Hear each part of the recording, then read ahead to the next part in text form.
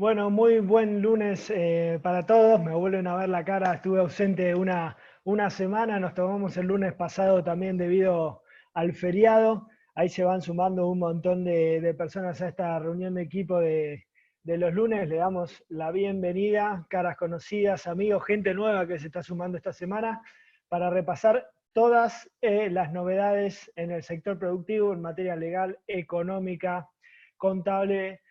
Les recordamos a todas las personas que están conectadas que cualquier consulta que nos quieran hacer ahora en vivo durante esta hora de repaso la pueden hacer al chat de la aplicación. La vamos a estar leyendo y contestando a la brevedad. Y también les recordamos que cualquier mensaje que nos quieran dejar en la semana, nuestro mail es agromanagement.global@gmail.com. Una mañana de muchísimas novedades para arrancar bien informados toda la semana, y tengo a mis amigos Juan Manuel Barrero, a Martín Calos, a Hugo Rossi, todos concentrados para repasar las novedades. También está Mauge Molinari conectada por ahí, Luma Chay, Meli Oliva, bueno, todo el equipo de Agromanagement. Sin mucho preámbulo, porque hay muchas cosas para charlar, le doy la palabra a Juan Manuel Barrero. Juan, muy buen día, ¿cómo estás? Te escuchamos. Buen día, Gonza, qué bueno tenerte de vuelta, qué bueno también ver siempre las mismas personas que se van conectando, que se van afianzando. Y bueno, nada, feliz de estar de nuevo acá. Lamento que no pudimos estar la semana pasada, pero bueno, nos vino bien un descansito. Así que bueno, hoy venimos con muchas novedades. Bueno, como siempre, hago un repaso por el tema del ATP. Bueno, no hay mucho para agregar, solo que continúa el ATP en agosto. También, o sea, el gobierno confirmó que se va a pagar. A nivel AFIP, seguimos también con la feria fiscal, como lo habíamos hablado, se va estirando semana tras semana. Ahora tenemos feria fiscal hasta fin de agosto. Digamos, esto significa que durante la vigencia del aislamiento y el distanciamiento se va a mantener suspendido el cómputo de los plazos para los contribuyentes que tengan procesos administrativos con el fisco. Esto quiere decir determinaciones de oficio, multas, sumarios, descargos, clausuras, intimaciones de pago, requerimientos de fiscalización, entre otros. Habíamos hablado en las primeras reuniones de equipo que algunos productores habían recibido algunas intimaciones, requerimientos de fiscalización, de información respecto a la cosecha, y bueno, todavía por suerte están suspendidos, entonces no estamos obligados a responder esos requerimientos. También en estos días ARBA os comunicó que desde octubre se van a poder compensar los saldos a favor de los distintos impuestos, es decir, que estableció un procedimiento que va a permitir compensar a partir del 15 de octubre impuestos que tengan que ver con impuesto inmobiliario, los automotores, ingresos brutos y sellos, con lo cual al productor le va a permitir aprovechar los saldos que tiene a favor inmovilizados muchas veces, generalmente son de ingresos brutos, para absorber el pago de otros impuestos.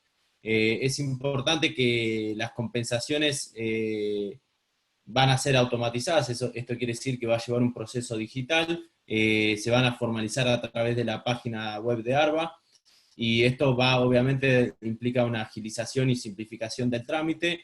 Para aquellos que no puedan reunir con los requisitos para hacer este trámite de manera digital, tendrán que hacerlo de manera presencial, pero bueno, lo importante es que todos estos ingresos brutos, o de todos los ingresos que nosotros, todos los saldos que tenemos de ingresos brutos inmovilizados, los vamos a poder utilizar, y eso obviamente trae un beneficio financiero para los contribuyentes de la provincia de Buenos Aires. Y por último, traje un tema, porque no hay muchas novedades, o sea, todo lo que hay es respecto a los aplicativos y todo eso, pero me parece que no vale la pena entrar en detalle. Y bueno, voy a hablar un poco de la planificación fiscal y las diferentes etapas en donde nosotros podemos hacer una planificación fiscal. Existen dos o tres momentos normalmente. Uno es al inicio, en la primera, en el nacimiento de la empresa, es decir, en el momento que vamos a constituir una sociedad, o que vamos a empezar con un emprendimiento, con un proyecto. Tenemos que hacer siempre trámites registrales, la obtención de quit, y bueno, diferentes inscripciones que estamos obligados para iniciar un emprendimiento, pero en esta etapa es necesario que se planifique fundamentalmente el tipo societario que vamos a adoptar y la fecha de cierre de ejercicio que ya hablamos acá en esta reunión de los lunes.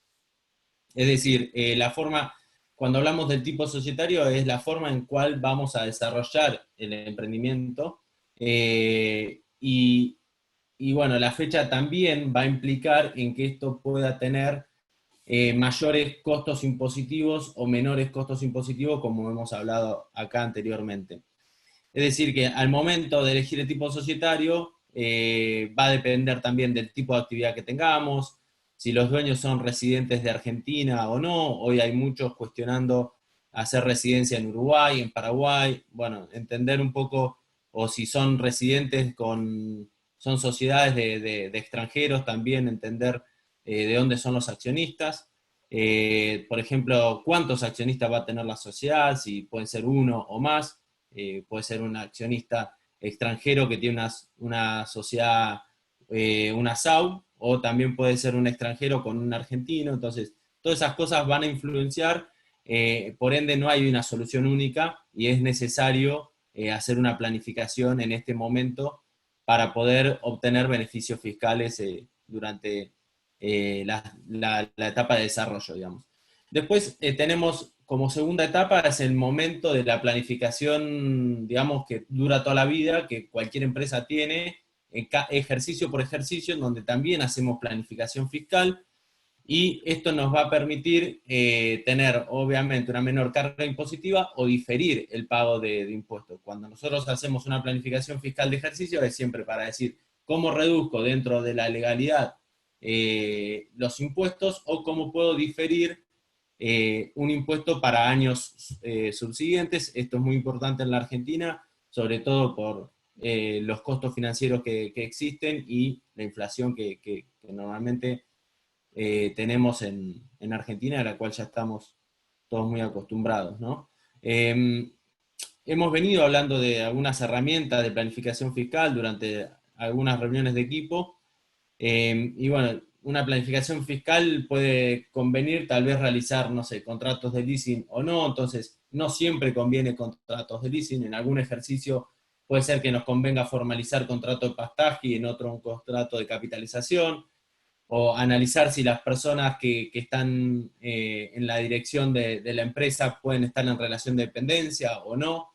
Y bueno, todas las diferentes herramientas que nosotros vayamos obteniendo va a depender del ejercicio fiscal también en el que estamos y del tipo societario y un montón de cosas.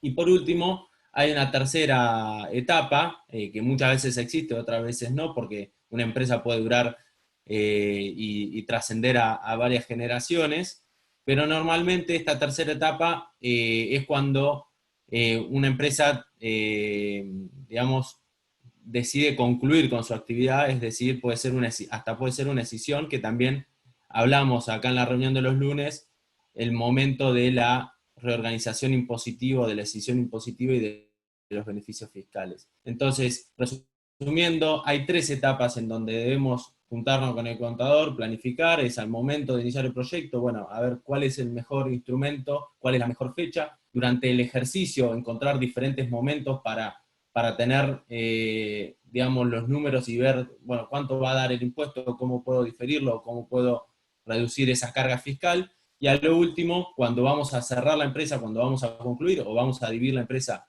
la vamos a escindir, también hay otro momento importante en donde debemos planificar fiscalmente.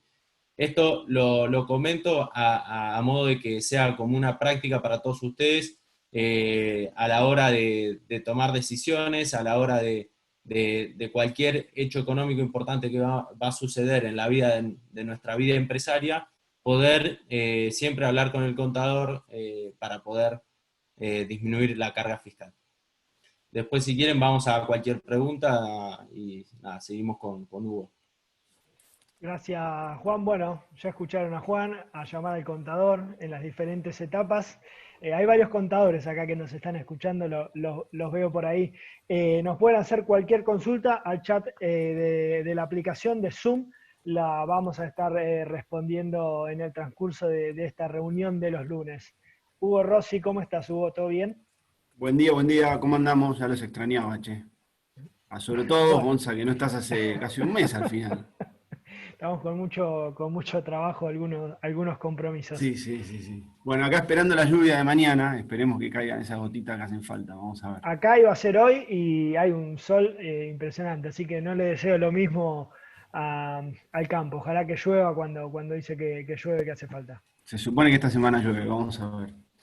Che, bueno, muchas novedades se acumularon estas 2 semanas desde lo jurídico, de lo legal, así que vamos a hacer un repaso un poco como venimos siempre acostumbrados, empezando por los 3 poderes del Estado Nacional y después algún que otro tema por fuera de la actividad de esos 3 poderes.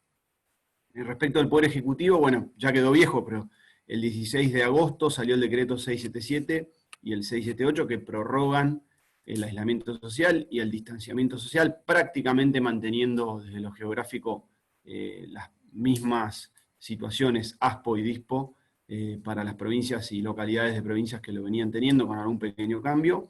Y el 678, el decreto que prorrogó los plazos administrativos una vez más. Llevamos ya varios meses con plazos administrativos del Gobierno Nacional prorrogados, una situación, la verdad que bastante inédita. Vamos a ver qué medidas nuevas se toman. Pero en definitiva, hoy los que rigen son esos dos. Y después varias novedades de diferentes reparticiones del Estado Nacional interesantes y que pueden tener impacto en nuestros negocios. Salió la disposición 16 del 2020 de la Superintendencia de Riesgos del Trabajo, otro protocolo más, aprueba el Protocolo General para la Prevención del COVID-19. Esto es una guía de recomendaciones, y es importante la palabra recomendaciones, no es que son obligatorias, pero les recomendamos que las lean y que eventualmente vean si en sus empresas pueden ajustarse, porque siempre después, primero es una buena práctica y ante cualquier eventual inconveniente que uno pueda tener, es bueno haber cumplido o seguido las recomendaciones.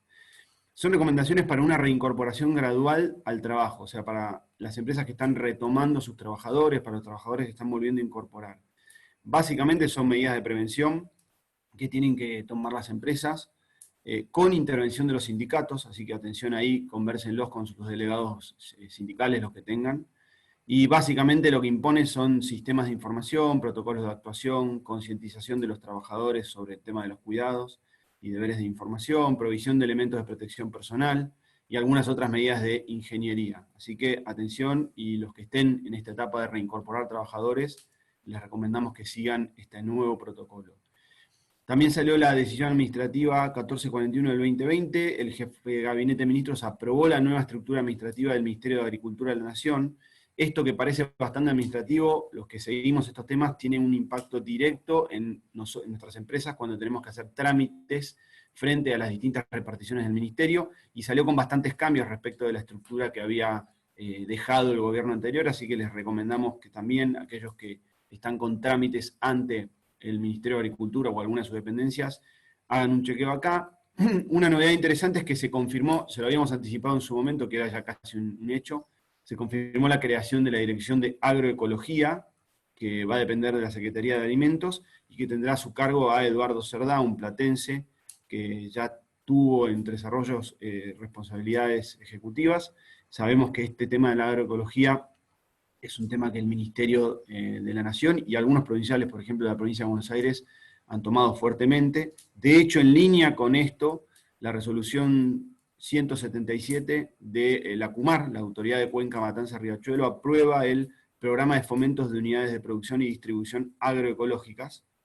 El objeto es actividades de promoción, fortalecimiento de capacidad de unidad de producción y algo de extensión, algo de acompañamiento de extensión, para todos esos municipios, que son un montón y muy importantes, de la cuenca de Matanza Riachuelo, donde obviamente hay mucha producción, sobre todo de huertas, hortícola, y algo de algún que otro productor de vino de costa.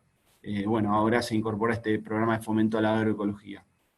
Luego salió el decreto 673 del 2020, muy esperado, muy importante, se promulgó finalmente la ley 27555 de teletrabajo, que venimos comentando durante toda la pandemia, toda la cuarentena, ya les habíamos comentado que se había sancionado, bueno, finalmente se promulgó. ¿Qué es lo importante acá? Entonces que ya definitivamente tenemos que empezar a mirarla en nuestras empresas para ver cómo nos vamos a adaptar a lo que impone la ley nueva, y sobre todo que ahora dentro del Ministerio de Trabajo se han conformado varias comisiones para proyectos de reglamentación. Se convocó a distintos sindicatos, algunas cámaras, incluso se armó una comisión de abogados laboralistas que están proponiendo diferentes proyectos de reglamentación de la ley. ¿Se acuerdan que les habíamos dicho que esta ley recibió varias críticas de las cámaras empresariales, que no fueron atendidas en su trámite legislativo, o sea, no hubo modificaciones en base a esas propuestas, pero es verdad que deja un amplio margen para la reglamentación, con lo cual hay una nueva oportunidad en esta instancia que se está dando ahora de ajustar, de acuerdo a los intereses de los distintos sectores, la norma, ahora ya ley más reglamentación, así que hay que seguir este tema con atención porque en breve va a entrar a regir y es importante que para ese entonces tengamos la reglamentación y tengamos en claro qué es lo que tenemos que hacer en nuestras empresas. De vuelta les sugerimos empezar a ponerle el ojo ya más en concreto. Salió una disposición, la 05 del 2020, de la Superintendencia de Riesgos del Trabajo. Establece una serie de informaciones para las ART y los empleadores autoasegurados, esto lo avisamos por si alguno de ustedes está en esa categoría, para que remitan información en caso de una denuncia de COVID para sus empleados, y incluye un anexo nuevo con un montón de información que los empleadores autoasegurados tienen que remitir a la Superintendencia de ART en caso de recibir una denuncia de algún trabajador con posible COVID. Una resolución importante, conjunta, seguimos con los temas laborales y sociales, del Ministerio de Trabajo y Seguridad y conjunta con el de Seguridad Social, la 5 del 2020, lo que dice es que los empleadores, atención con esto, no pueden exigir certificaciones médicas o estudios relativos al COVID a los trabajadores que ingresen o reingresen. Atención con lo que acabamos de decir. Si ustedes tienen en su empresa trabajadores que actualmente están prestando tareas o que están reingresando, y de vuelta lo conectamos con el protocolo que salió, que les comentamos de reingreso, la resolución conjunta que salió dice claramente que ustedes no pueden exigirle un hisopado o un estudio previo al reingreso. Atención con esto porque puede generar problemas. Entonces continuamos con que solamente se puede exigir eso previo informe y denuncia a la RT cuando hay una denuncia o un caso sospechoso. Atención con este dato. La IGJ sigue ajustando aquella resolución que les habíamos comentado que obliga a las empresas grandes, no a las pymes, a incluir diversidad de género en sus órganos de administración y fiscalización, directorios y sindicaturas. Bueno, ahora sacó una nueva resolución diciendo que esa norma entra en vigencia el 4 de octubre, 60 días de su publicación. O sea, el 4 de octubre empieza a regir este cambio de estatutos, así que atención a los de ustedes que tengan empresas que no sean pymes, que tienen que tener modificados los estatutos y nombrados directores y síndicos de ambos géneros, dependiendo del tamaño de cada uno de esos órganos de administración, para el 4 de octubre. Hay un tiempo, pero como IGJ está trabajando, sobre todo esto es Ciudad de Buenos Aires, ¿no? IGJ está trabajando con tiempos distintos por el COVID, les sugerimos que lo atiendan porque hay un mes básicamente. Todavía otras provincias, lo habíamos adelantado, direcciones de personas jurídicas de otras provincias no tomaron este mismo criterio. Vamos a ver si eso ocurre una vez que empiece a regir en la Ciudad de Buenos Aires, según la experiencia, si sea exitosa o no. Y simplemente un comentario, lo han visto, pero tiene impacto directo en nuestras empresas y en nuestro sector, la declaración de telefonía celular fija, internet y TV paga como servicios públicos esenciales y el congelamiento de tarifas hasta el 31 de diciembre. Vamos a ver si desde las empresas o desde las cámaras discuten esto en la justicia, ¿no? Podría ser una posibilidad, pero definitivamente va a tener un impacto porque hoy, dentro de la estructura de costos nuestra, todo lo que tenga que ver con conectividad es un costo ya relevante. Pasando del Poder Legislativo al Congreso Nacional, bueno, como saben y lo habrán leído, no tiene estrictamente vinculación con nuestro sector, pero definitivamente va a ser un tema... Sí. Perdón, Hugo, que te interrumpa, pero justo nos estaban haciendo una pregunta sobre lo que acabas de decir. ¿Vos podrás repetir el número de la disposición que acabas de mencionar hace 2 minutos?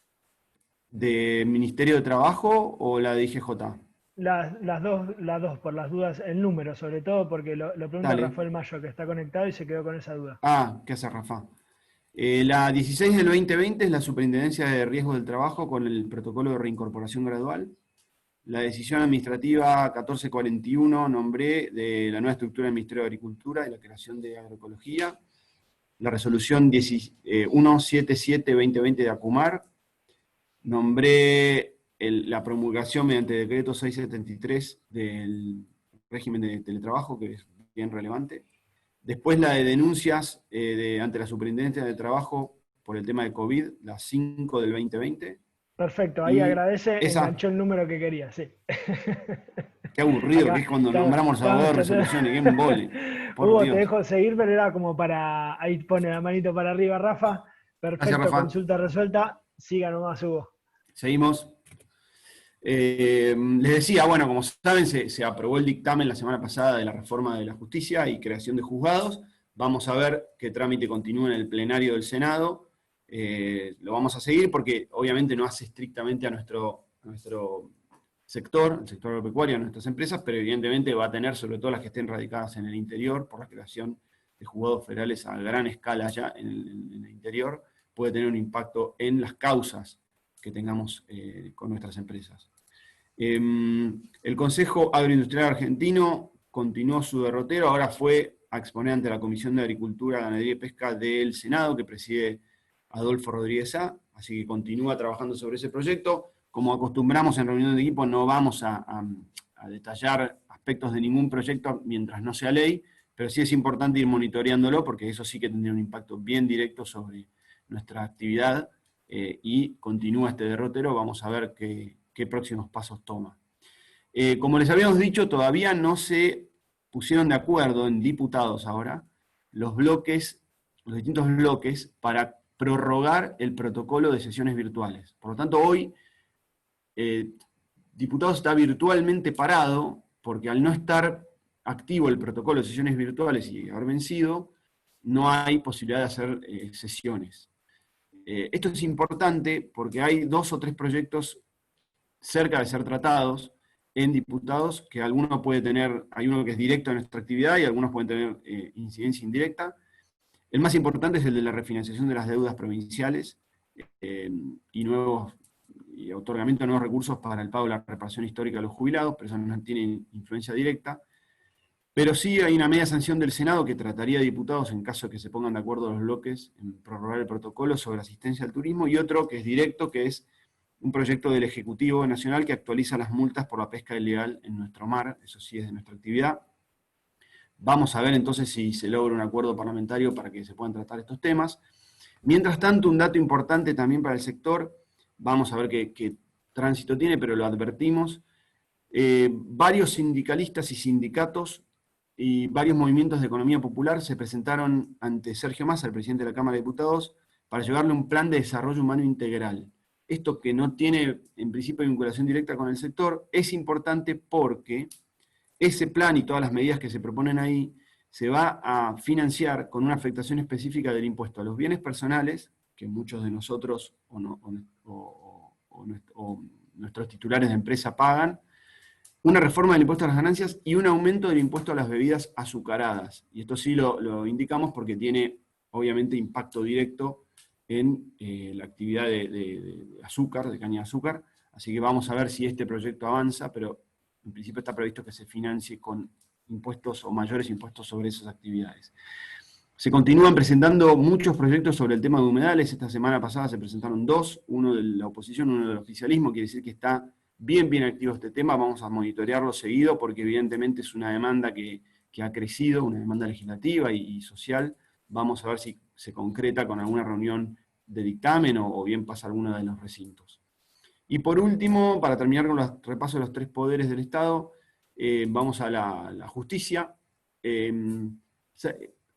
Hubo novedades en el amparo que alguna vez les comentamos que presentó la Asociación de Emprendedores de Argentina en mayo de este año, ¿se acuerdan la decisión de la Inspección General de Justicia que en abril había decidido que las SAS debían reinscribirse en formato papel y que tenían 90 días para hacerlo, 90 días que han vencido ahora? Porque la Inspección General de Justicia discute, esto siempre es Ciudad de Buenos Aires, discute la legitimidad de la firma digital. Bueno, En su momento la Asociación de Emprendedores Argentina inició un amparo en la justicia para declarar inconstitucional esa medida del IGJ y que por lo tanto las SAS sigan vigentes, habiéndose inscrito con firma digital. La IGJ se presentó, obviamente, en ese amparo y recusó a la jueza Paula Walde por diferentes argumentos, diciendo que no debía intervenir. Recusar es cuando alguien pide que el juez que interviene en esa cosa no intervenga más por alguna razón de incompatibilidad. Bueno, la Cámara Comercial rechazó la recusación del IGJ, por lo tanto la jueza va a continuar siendo la misma, pero el amparo sigue sin resolverse. Entonces, ¿qué pasó? Que mientras se discutía este tema de la recusación, en la práctica las SAS hoy no se pueden inscribir y las que estaban inscritas ya les venció el plazo de 90 días para reinscribirse en papel, con lo cual continúa vigente esa obligación, les volvemos a recomendar que lo hagan hasta la espera de ver qué pasa con el fondo del asunto. Y después 2 o 3 temas más, uno de, si se quiere, de justicia. En Coronel Suárez hubo bastante revuelo, hubo 70 productores denunciados por su participación en la marcha del 17 de agosto.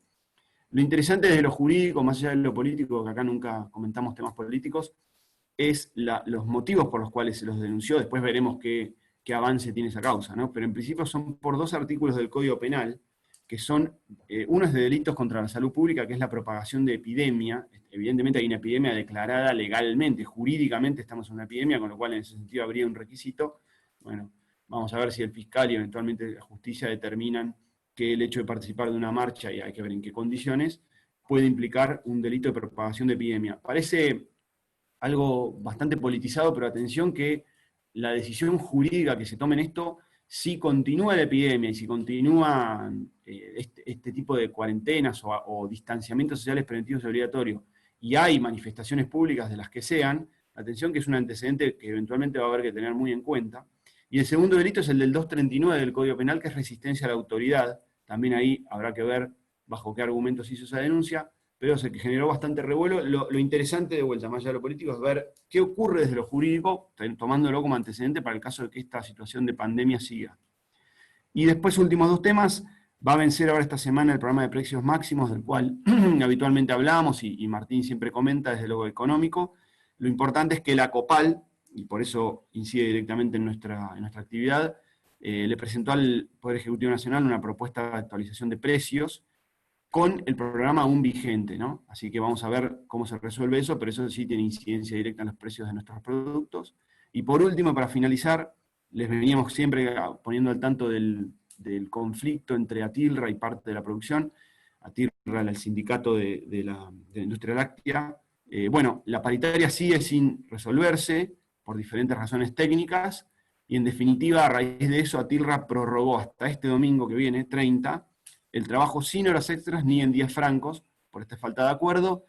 Otra vez eso puede implicar alguna faltante de productos en la góndola. Vamos a ver si eso ocurre, ojalá que no. Bueno, gracias Hugo por todas las novedades. La verdad que muchísimas. Y también hubo novedades económicas. Les recordamos a todos, como hago entre cada miembro de esta mesa, que nos pueden mandar las consultas al chat. Con Martín Carlos hace un tiempo, y lo discutíamos también antes de arrancar, hablábamos de la BTV y de los carnets de conducir. Bueno, les comento que fui a hacer la BTV, está habilitado para hacer la BTV, e incluso hay tan poca gente que es muy agradable ir a hacer la BTV.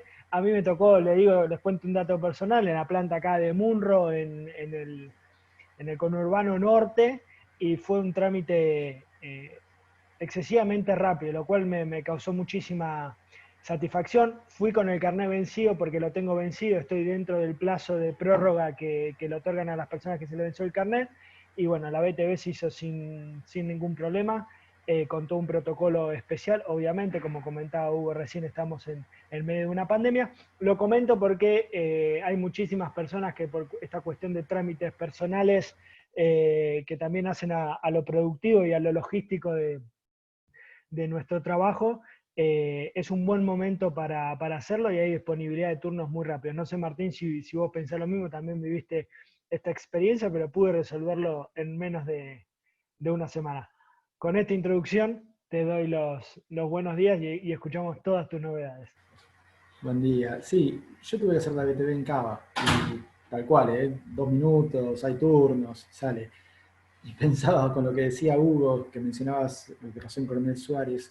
Justo esta semana tengo, una de las charlas que tengo que dar es en Coronel Suárez, para Coronel Suárez. No voy a ir porque obviamente no se puede, pero virtualmente vamos a dar una charla para todas las cámaras incluso, digamos, de la Cámara de Comercio, la Cámara, la Cámara digo, y la sociedad rural local, con lo cual supongo que varios de quienes están denunciados estarán en la charla.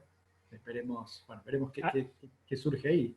Agrego este dato, yo soy de Coronel Suárez y creo que ahí andaban algunas personas también de Coronel Suárez. Así que bueno, suerte en la charla, cualquier cosa que necesites, eh, te puedo ayudar en lo que quieras. Gracias. Bueno, igual la idea de la charla, como muchas de las charlas que damos desde Épica, es hablar un poco de economía. Vamos a eso también acá. Ustedes saben que acá tocamos algún tema puntual por semana que sea de interés. Pensé en 2 temas, dado que tenemos tiempo porque no está el colo. Empecemos hablando del dólar, después hablamos de qué se está empezando a ver que el gobierno nacional va a proponer a futuro. Pero empecemos por el dólar. Y hay algo a mí que siempre me intriga mucho, que es por qué parece siempre haber sorpresa cuando el dólar tiene volatilidad en Argentina en medio de una crisis. El dólar es síntoma siempre de nuestras crisis. Sobre todo cuando parte de tu crisis es estar renegociando tu deuda pública en dólares. Y aunque uno diga, bueno, pero la renegociaron. Sí, eso se está cerrando. Este viernes cierra el periodo para que los fondos de inversión acepten el acuerdo de deuda ante la SEC, ante la Securities and Exchange Commission, ¿no? Lo que sería la Comisión de Valores de Estados Unidos. Y seguramente por ese lado no haya sorpresas y se alcancen las mayorías vieron que yo siempre dije, en la mayoría de los bonos, la mayoría de los bonistas, estoy incluso más optimista que otras veces y creo que se puede llegar a alcanzar en absolutamente todos los bonos, porque los pocos bonos que yo le tenía ahí alguna noción que venían siendo un poco más reacios y no estaban dentro de estos grandes comités, dieron señales de que aceptarían, con lo cual lo que quedaría afuera serían realmente minoristas, y entonces deberían alcanzarse las mayorías en todos los bonos. Bien, vamos a seguir. A partir de la semana que viene vamos a empezar el proceso de renegociación de la deuda local, de aceptación de la propuesta que fue por el Congreso. En verdad, no va a haber ningún problema por ahí, porque tanto la ley lo va a avalar como las personas y fondos que operan en Argentina lo van a avalar, incluyendo varios de los mismos fondos que tienen ley extranjera, y después quedará el FMI. Pero digo, ¿por qué esto es relevante? Porque no es que está solucionada, y porque en todo caso, si está solucionada, si consideramos que realmente ya no hay dudas respecto de la deuda pública y de la capacidad de repago que tenga Argentina a futuro, eso es un elemento de incertidumbre en medio de realmente un periodo de muchísima incertidumbre. Algo que también vengo diciendo, si yo les pregunto a ustedes cuándo hubo más, si alguna vez en la historia argentina hubo más incertidumbre que ahora, en términos de hacia dónde puede ir la economía argentina. Porque, a ver, recesiones hemos tenido, ahora estamos en recesión desde abril de 2018. Renegociaciones de la deuda hemos tenido varias, lamentablemente. Hemos tenido como 14 defaults en la historia argentina. Hemos tenido incluso cambios de gobierno, ¿no? Si contamos un año para atrás, de agosto de 2019 para acá, cambio de gobierno con lo que se preveía que fuera un cambio bastante abrupto de política económica. Bien, pero si a todo eso combinado le sumamos una pandemia, yo no sé si tenemos un periodo comparable en la historia de Argentina de tanta incertidumbre respecto de cómo salimos de esto, ¿no? Pero vamos un poco a ir más fino en esto del dólar. Decíamos que el dólar es síntoma de esta crisis y síntoma de esta incertidumbre, a lo cual hay que ir mirando las variables que van a componer esta demanda de dólares, la emisión monetaria, las tasas de interés y estas expectativas que tengan los actores del sector privado. Y también entender que algo el dólar siempre va a aumentar. Lo importante es que no tenga mucho más volatilidad, pero algo va a aumentar porque todos los precios aumentan. Y después, si quieren, charlamos de este servicio público que es ahora el celular, el cable e internet, pero siempre, digo, hace rato que venimos charlando, como decía Hugo, de precios máximos, precios cuidados, precios regulados, precios acordados, etc. ¿Por qué no subiría también el precio del dólar? Y de hecho, en los últimos 3 meses, el dólar ha subido un poquito más que la inflación general, lo cual es una noticia relativamente buena, en algún sentido, justamente porque le está permitiendo al Banco Central ganar un poquito de aire por ese lado. De todas maneras, quiero marcar algo. Si uno mira hasta hace 10 días, hasta hace una semana, la principal fuente de demanda de dólares se había pasado a ser un pucho extra de importaciones. ¿Sí? Los importadores eran los principales demandantes de divisas. Y esto, por supuesto, tiene que ver con que, bueno, algún sector se reactiva, ya hemos hablado de cómo pega en cada sector productivo la demanda de insumos importados, incluso de repuestos y piezas de maquinaria, etc.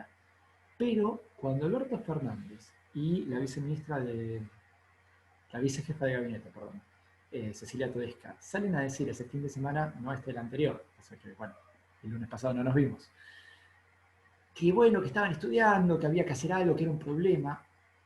Si alguien se había olvidado durante el mes de julio de comprar sus $200, fue y los compró, estamos de acuerdo, ¿no? Y incentiva esta idea de que hay un problema ahí, de que eventualmente va a subir el precio del tipo de cambio oficial también, entonces de que hoy está barato. Ya ni siquiera en comparación con la brecha con los dólares paralelos, sino barato en comparación con el futuro del tipo de cambio oficial. Bueno, es un error, sin ningún tipo de duda, haber salido a tener ese tipo de declaraciones, sobre todo si no estaba decidida la medida que se iba a tomar y más aún si no se iba a tomar ninguna medida, que todo esto para mí es lo razonable. Más medidas contra ese control cambiario sería un error. Y teniendo en cuenta además que hay acá una transferencia, que ya se sabe, llevamos 8 meses de este cepo, 9 en verdad, de este cepo tal como está armado ahora, y esta compra de $200 para quien tiene un saldo de pesos, y pesos en este momento hay en la economía, para quien tiene un ingreso, si quieren un sector de la población de ingresos medios altos, tiene ahí una transferencia, si lo quiere, de pesos del Banco Central a esa persona. ¿Por qué? Por el puré, como se le dice, ¿no? Esto de comprar el tipo de cambio oficial y vender al blue, si uno juega bien con el margen, uno puede hacer 7.000 pesos de diferencia en el mes. No es poca plata, sobre todo teniendo en cuenta los problemas de ingresos que ha habido en estos meses. Y entonces con todo eso, ¿qué pasó? Que en los primeros 18 días de este mes, ¿sí? El último dato que tenemos, hoy es 24. Bueno, siempre hay un atraso de 3 días hábiles en la publicación del Banco Central. A la mañana miraba, están los datos hasta el 18 de agosto. El 18 de agosto habían vendido, en lo que iba de estos 18 días de agosto, 738 millones de dólares el Banco Central en concepto de venta de divisas. No estamos hablando de importaciones, no estamos hablando de pagos en organismos, que también hubo pagos a organismos internacionales. 738 millones de dólares se vendieron simplemente en el mercado único libre de cambios, o sea, a estos $200 por mes. ¿Por qué esto es relevante? Porque ya en 18 días superaste los 568 millones de dólares que se habían vendido en julio, superaste el récord del año, que era mayo, donde habías vendido 679 millones de dólares. O sea, en el último año no se vendieron, bueno, agosto sí, en los últimos 10 meses no se vendieron tantos dólares como en los primeros 18 días de agosto. Y eso es claramente un problema. Las reservas netas siguen bajando, estamos ya abajo de 9.000 millones de dólares. Y después habría que discutir siempre hay que discutir el concepto de reservas netas y cada uno, como ustedes ya saben, cada consultora lo calculamos distinto y sin embargo no deja de ser un dato relevante. Sobre todo porque cuando uno dice, bueno, ¿qué podría pasar a futuro? Hay que ir mirando qué está pasando hoy para entender cómo esto puede cambiar a futuro. En términos de balance de pagos, ¿no? La balanza de pagos, ustedes saben que se compone de 2 partes. Todo lo que es cuenta corriente, que son las operaciones más habituales, justamente corrientes, ¿no? Que en buena parte es el saldo comercial. Y luego la cuenta capital, que es más la parte de deuda, ¿no? De flujos financieros. Bueno, la parte de cuenta corriente fue superavitaria en el primer semestre del año, por 1.260 millones de dólares, o sea, básicamente, si tenemos en cuenta que en todo el año 2019 habían sido 2.100 millones de dólares y ahora tenemos casi 1.300 en una mitad, uno diría, bien, ahí hay que empezar a mirar. Sí, ojo, pero con las importaciones realmente muy, muy, muy caídas, en el primer semestre del año cayeron 24% las importaciones y sobre todo cayeron, pero a ver, ese 24% parece poco si uno mira que el PBI se cayó casi 20%. Las importaciones de bienes de consumo no cayeron tanto. Y también si uno agrega ahí la parte de servicios, entonces entra en turismo. Y turismo claramente este año no hubo, ¿no es cierto? Enero, febrero, marzo uno todavía puede chusmear, y hubo, pero de marzo para acá no, y eso juega a favor de este saldo comercial, porque Argentina históricamente importa más de lo que exporta servicios de turismo. ¿Qué significa esto? Los y las argentinas solemos salir del país más que turistas extranjeros entrar, y eso genera obviamente un saldo deficitario por ese lado. Entonces uno mira eso, dice, ¿qué podría pasar a futuro cuando reactive la economía? Y podría pasar que claramente levante la demanda de dólares porque empieza a haber turismo, argentinos y argentinas saliendo del país, porque empieza a haber más importaciones, sobre todo de bienes de consumo, digo, en la medida que haya algo ahí. Después, por supuesto, de importaciones de cosas que necesitamos para producir. Y entonces uno se empieza a preguntar, ok, ¿cómo vamos a jugar con eso que hoy es una ventaja, parecería, pero que cuando salgamos de la pandemia y salgamos de la recesión, que es lo que queremos, empezaría a jugar en contra? Vamos a hacer, perdón, y en este momento además tienes un incentivo muy fuerte a sobrefacturar importaciones y a subfacturar exportaciones. Y la sobrefacturación de importaciones, por muchas trabas que el gobierno intente ponerle, hoy juega, ¿no es cierto? Porque en definitiva hoy, con un tipo de cambio que se percibe barato, como decíamos, tenemos ahí para quien pueda aprovecharlo, lamentablemente una operatoria que le juega a favor y le permite dar unos mangos extra. Podemos seguir, me voy a cortar acá un poco porque tenemos el tema Martín, de...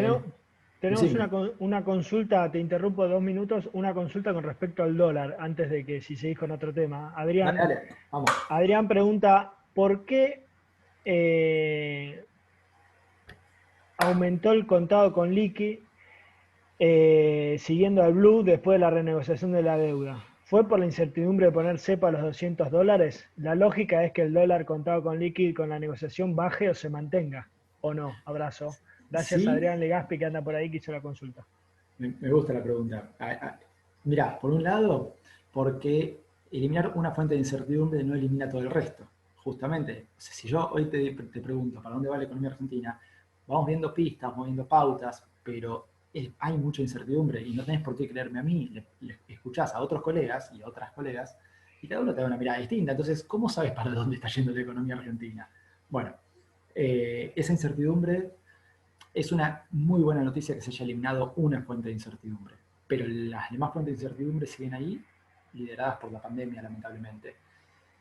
Eso por un lado. Por otra parte, porque efectivamente las declaraciones oficiales no ayudaron, porque entonces, si los $200 no alcanzaban, fíjate qué puede pasar.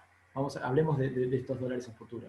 Si llegara a haber una restricción adicional sobre el cepo, o sea, por ejemplo, que eliminaran esa posibilidad de comprar $200 por mes, o que bajaran ese número de 200 a cualquier otro número, tendríamos dos problemas. Uno, parte de esa demanda seguiría buscando dólares. ¿Por qué? Porque el dólar es el activo seguro en Argentina, es lo que hemos aprendido crisis tras crisis en la historia argentina, y la crisis sigue acá, la crisis no desapareció, entonces va a seguir habiendo demanda de dólares. Y lo que ahora iba por el canal oficial se va a ir hacia los canales paralelos. Pero además, parte de esos $200 que compraban en el dólar oficial era oferta en el dólar blue en particular, ¿no? Y entonces, al reducir la oferta, también vas a tener una combinación de más demanda y menos oferta en los canales paralelos, y eso va a hacer que suban. Vas a aumentar la brecha si prohibís la compra de dólares en el mercado oficial, o si la reducís respecto de lo que hay ahora. Si eso es lo que se ve, y a eso apuntaban un poco las declaraciones de Alberto Fernández y Cecilia Todesca, entonces los dólares paralelos van a subir. Entonces es lógico que yo compre hoy porque hoy están baratos. En algún sentido vuelve a ser esto de la expectativa, la profecía autocumplida, le decimos en economía. Si yo creo que van a subir, hoy están baratos, hoy compro y entonces hoy suben porque estoy demandando. Sobre eso, lo único que voy a agregar algo que es qué puede pasar esta semana y la próxima. con el dólar bolsa, el dólar contado con liqui, la lógica es que haya muy pocas operaciones y no se muevan tanto. Tengamos en cuenta que son mercados muy chicos, con lo cual una operación chica igual te mueve el precio. Pero si estamos por cambiar, por canjear los títulos públicos con los cuales se hacen estas operatorias, es probable que van a haber dos cosas. Por un lado, que no hay mucho movimiento, porque la gente que ya tiene los títulos públicos hoy, teniendo en cuenta que tiene que cambiarlos la semana que viene, la otra, dependiendo si es de ley extranjera o ley local, ya está, nadie se lo va a comprar ahora, nadie lo van a querer vender ahora, ya está, están jugados. Lo otro que van a ver es que seguro que algún o alguna periodista empieza a dar notas con, bueno, ¿dónde estaría el dólar blue hoy? Uy, mirá, los CDR, alguien va a hacer juego con los CDR, seguro, pero es realmente muy chiquito. Lo más probable es que estas semanas haya poca operación en los dólares bolsa y contado con liquidación. No sé si contesté la duda, Adrián, vos me dirás, pero bueno, tampoco quiero acaparar mucho más. Bien, bien, totalmente, totalmente contestada. Bueno, estamos llegando al final. La verdad que tuvimos muchísimas novedades. Yo le agradezco a los tres. Es una semana de muchísima actividad. También le recomiendo a todas las personas que están conectadas. Estamos atravesando el Congreso APRESID. Ya arrancó la semana pasada con una semana de previa y continúa toda esta semana hasta el viernes con charlas de todo tipo. Hay un foco muy puesto en el tema del secuestro de carbono, que es una temática que podemos tocar más adelante. Tengo un especialista que puede venir a charlar. Martín, sobre todo, porque tiene una implicancia económica muy importante. Hay algunas medidas, bonos de carbono, se pueden colocar en el mercado internacional. Es interesantísimo, así que todos se pueden meter. 2020.congresoapresid.org, ahí están todas las novedades. Y también les quería comentar algo, que lo tuiteé, yo creo que Juan, que vos lo viste. Hace mucho que nosotros venimos hablando, y sé que a muchas personas las que están acá les importa, la imagen del agro, la comunicación, el campo y la ciudad. Bueno, son todos temas que los que estamos en este sector lo venimos hablando mucho, y en History 2 empezaron a pasar un programa llamado Granjeros. No sé si son asiduos visitantes de Discovery Channel, de History Channel. Yo soy bastante fanático y sobre todo esta cuarentena estoy totalmente fascinado con todas esas cosas, y siempre hubo programas de los mineros, de los pescadores, de los buscadores de oro, de las casas de empeño, bueno, de los que tienen un taller mecánico, bueno, un montón de oficios que uno empieza a ganar cariño o empieza a conocer un poco sobre eso, cosas que no tenemos ni idea de cómo funcionan. Bueno, se empezó a transmitir el programa Granjeros, que va contando la vida y la diaria de tres familias de farmers norteamericanos que tienen cultivos a gran escala, que tienen tambos y que hacen ganadería. Multirracial, multigénero, y están en estados como Tennessee, como Wisconsin y también hasta en Alaska. Y van repasando la vida diaria de, bueno, tengo que sembrar maíz antes de que lleguen las lluvias, si no perderé dinero, saqué un crédito para hacer esto, mi hijo no quiere continuar con mi oficio, se enfermó esta vaca por tal cosa, hay sequía. Bueno, van relatando la diaria, y uno que se ha criado en una familia de productores agropecuarios, lo empieza a ver y decir, es así, me la jugué de esta manera con un crédito, esta va a ser la campaña de siembra, estoy frente a estos desafíos.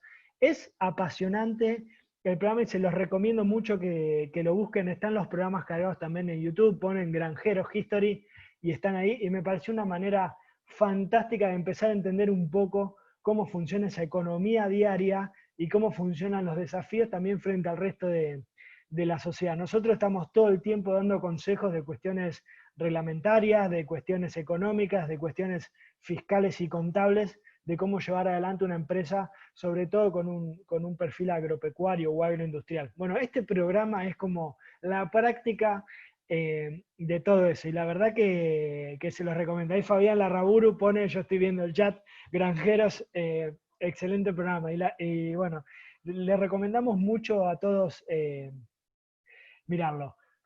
agromanagement.global@gmail.com. Les agradecemos mucho a todas las personas que se han sumado. Juan Manuel, muchas gracias por toda la información y las recomendaciones para visitar a nuestro contador en la etapa inicial, en el durante, en la estrategia que tenemos que plantear siempre. Gracias, Martín, por todas las novedades y por despejar un poco las dudas sobre sobre el dólar.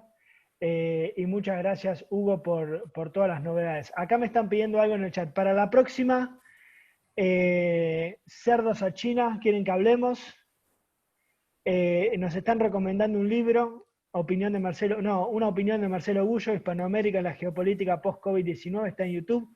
Ahí lo comparto para toda la gente en el chat, antes de que se vayan. Bueno, es un tema a tener en cuenta. Ahí lo puse.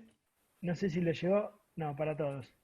Perdonen, pero estoy haciendo de administrador y de conductor. Ahí va. Va para todos la recomendación, Marcelo Gullo. Chicos, que tengan una buena semana. Gracias a todas las personas que se conectaron. Quedamos informados para tomar decisiones y para pasar los próximos 7 días de la semana. Nos vemos el lunes que viene. Buena semana. Gracias. Buena Chao. semana a todos.